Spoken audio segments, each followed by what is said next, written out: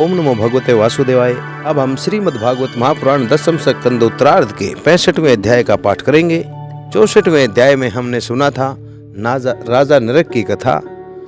राजा नरक कौन थे और किस प्रकार से भगवान श्री कृष्ण ने उनका उद्धार किया था, तथा साथ में आम जनमानस को ये संदेश भी दिया था कि ब्राह्मण का उसकी बगैर सहमति के ग्रहण किया हुआ धन धोखे से उसके साथ किया गया धोखा किस प्रकार से विष के समान उसको नष्ट कर देता है, क्योंकि जिस प्रकार विष सिर्फ एक व्यक्ति का विनाश करता है, लेकिन ब्राह्मण का धन और हिस्सा जो धोखे के साथ ग्रहण कर लेता है उसकी 10 पीढ़ियां नष्ट हो जाती हैं। अब इसके बाद 65वें अध्याय में हम सुनेंगे महाराज बलराम जी का ब्रज को जाना।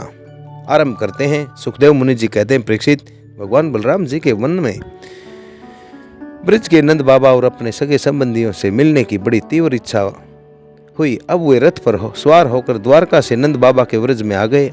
इधर उनके लिए ब्रजवासी गोप और गोपियां भी बहुत दिनों से व्याकुल थी। उन्हें अपने बीच में पाकर सबने बड़े प्रेम से उनको गले से लगाया। बलराम जी ने माता यशोदा और नंद बाबा को प्रणाम किया। उन लोगों ने भी आशीर्वाद देकर उनका अभिनंदन किया, यह कहकर कि बलराम जी, तुम जगत के ईश्वर हो, अपने छोटे भाई श्री कृष्ण के साथ सदा हमारी रक्षा करते रहो। उनको गोद में ले लिया और अपने प्रेम आश्रुओं से उन्हें भिगो दिया।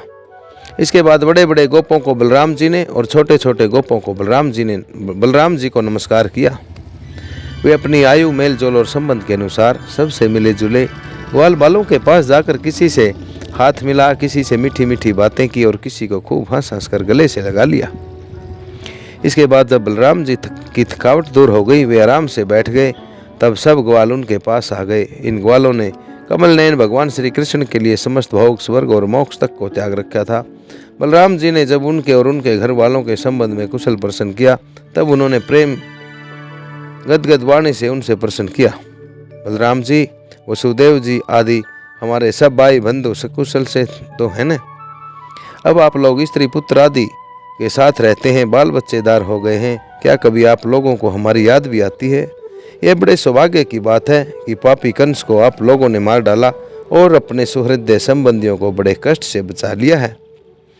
यह भी कम आनंद की बात नहीं है कि आप लोगों ने और भी बहुत से शत्रुओं को मार डाला या जीत लिया है और अब अत्यंत सुरक्षित किले में आप लोग निवास करते हैं। परीक्षित, भगवान बलराम जी के दर्शन से, उनकी प्रेम भरी चितवन से गोपियां तो निहाल हो गई। उन्होंने हंसकर पूछा, क्यों बलराम जी, नगर स्त्रियों के प्राण बल्लभ श्री कृष्ण बड़ी सकुशलता के साथ तो है न? क्या कभी उन्हें अपने भाई बंधु और माता पिता की भी याद आती है?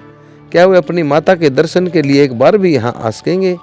क्या महाभाव श्री कृष्ण कभी हम लोगों की सेवा को भी कुछ याद करते हैं?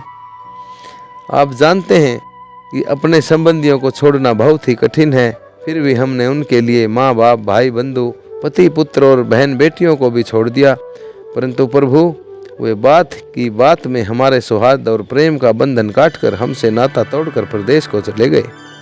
हम लोगों को बिल्कुल ही छोड़ दिया। हम चाहती तो उन्हें रोक लेती, परंतु जब वे कहते हैं कि हम तुम्हारे ऋणी हैं, तुम्हारे उपकार का बदला कभी नहीं चुका सकते, तब ऐसी कौन सी स्त्री है जो उनकी मीठी मीठी बातों पर विश्वास न कर लेती? एक गोपी ने कहा, बलराम जी, हम तो गांव की ग्वालिनी ठहरी उनकी बातों में आ गई, परंतु नगर की स्त्रियां तो बड़ी चतुर होती हैं। भला वे चंचल और कृतघ्न श्री कृष्ण की बातों में क्यों फंसने लगी? उन्हें तो वे नहीं छका पाते होंगे। दूसरी गोपी ने कहा, नहीं सखी, श्री कृष्ण बातें बनाने में तो एक ही हैं। ऐसी रंग बिरंगी मीठी मीठी बातें गढ़ते हैं कि क्या कहना। उनकी सुंदर मुस्कुराहट और प्रेम भरी बातों से नगर स्त्रियां भी प्रेम आवेश से व्याकुल हो जाती होंगी और वे अवश्य उनकी बातों में आकर अपने को निछावर कर देती होंगी। तभी तीसरी गोपी ने कहा, अरे गोपियों, हम लोगों को उनकी बात से क्या मतलब है? यदि समय ही काटना है तो कोई दूसरी बात करो।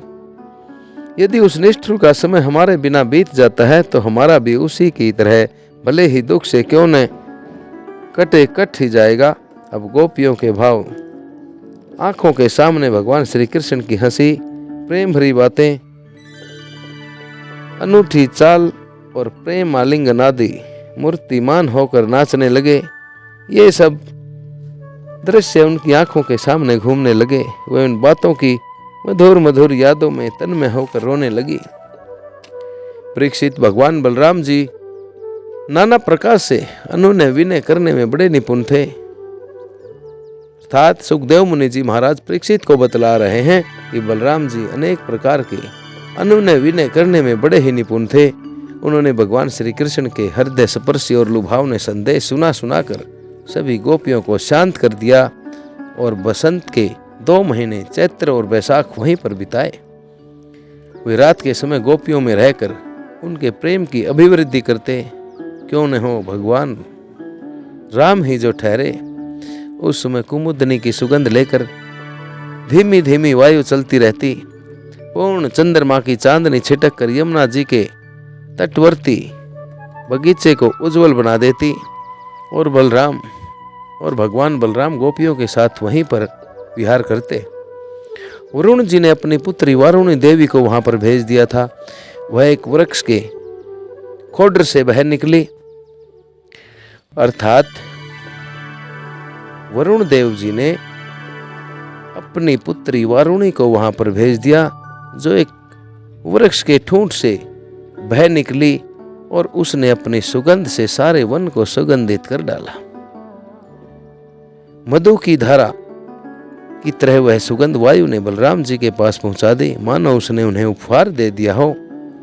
उसकी महक से आकृष्ट होकर बलराम जी गोपियों को लेकर वहां पहुंच गए और उनके साथ उसका पान भी किया। उस समय गोपियां बलराम जी के चारों ओर उनके चरित्र का गुणगान कर रही थी और वे मतवाले से होकर वन में घूम रहे थे। उनके नेत्र आनंद मद से विह्वल हो रहे थे। गले में फूलों का हार शोभा पा रहा था। वैजयंती की माला पहने हुए आनंद उन्मत्त हो रहे थे। उनके एक कान में कुंडल झलक रहा था। मुख पर मुस्कुराहट की शोभा निराली ही थी। उस पर पसीने की बूंदें हिमकण के समान जान पड़ती थी। सर्वशक्तिमान बलराम जी ने जल में क्रीड़ा करने के लिए यमुना जी को पुकारा। अर्थात यमुना जी को जब बलराम जी ने पुकारा, परंतु यमुना जी ने यह समझकर ये तो मतवाले हो रहे हैं, उनकी आज्ञा को नहीं माना। वे वहां पर नहीं आई। तब बलराम जी ने क्रोधपूर्वक अपने हल की नोक से उन्हें खींचा और कहा, पापी ने यमुने, हे पापी यमुना, मेरे बुलाने पर भी तू मेरी आज्ञा का उल्लंघन करके यहाँ नहीं आ रही, मेरा तिरस्कार कर रही है। अब देख, मैं तुझे अपनी इच्छा से तुझे क्या फल सिखाता हूँ। अभी अभी तुझे हल की नोक से 100 टुकड़े कर किए देता हूँ। जब बलराम जी ने यमुना जी को इस प्रकार डांटा फटकारा, तब वे चकित और भयभीत होकर बलराम जी के चरणों पर गिर पड़ी और गिड़गिड़ाकर प्रार्थना करने लगी। लोकाभिराम बलराम जी, हे महाबाहु, मैं आपके पराक्रम को भूल गई थी।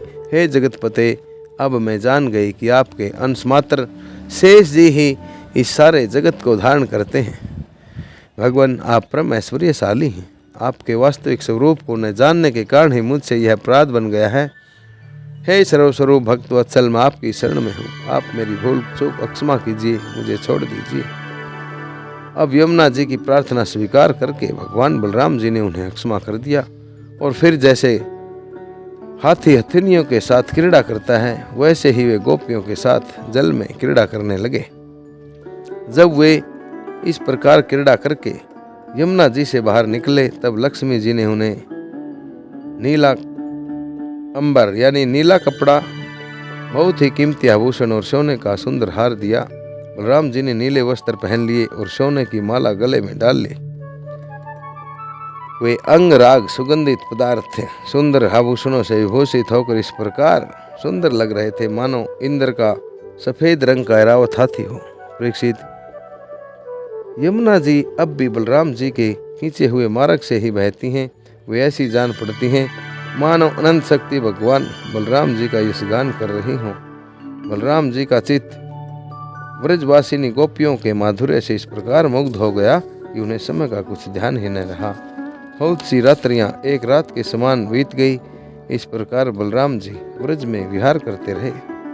इस प्रकार श्रीमद् भागवत महापुराण का 10वें स्कंद का यह 65वां अध्याय आप सभी श्रोताओं द्वारा सर्वित किया गया।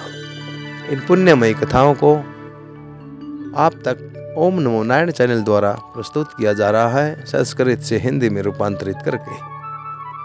चैनल का मुख्य उद्देश्य सिर्फ और सिर्फ हमारी विलुप्त हुई कहानियों को, भगवान की इन पुण्यमयी कथाओं को आप तक पहुंचाना है।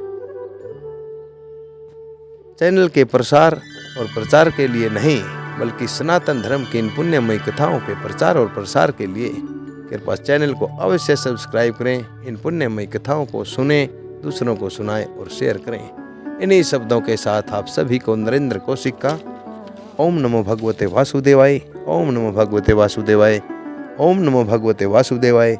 अब हम अगले 66वें अध्याय में जानेंगे पौंड्रक कौन थे और काशीराज कौन थे और उनका उद्धार किस प्रकार हुआ। सुनते रहें, सुनाते रहें। पुनः सभी को ओम नमो भगवते वासुदेवाय।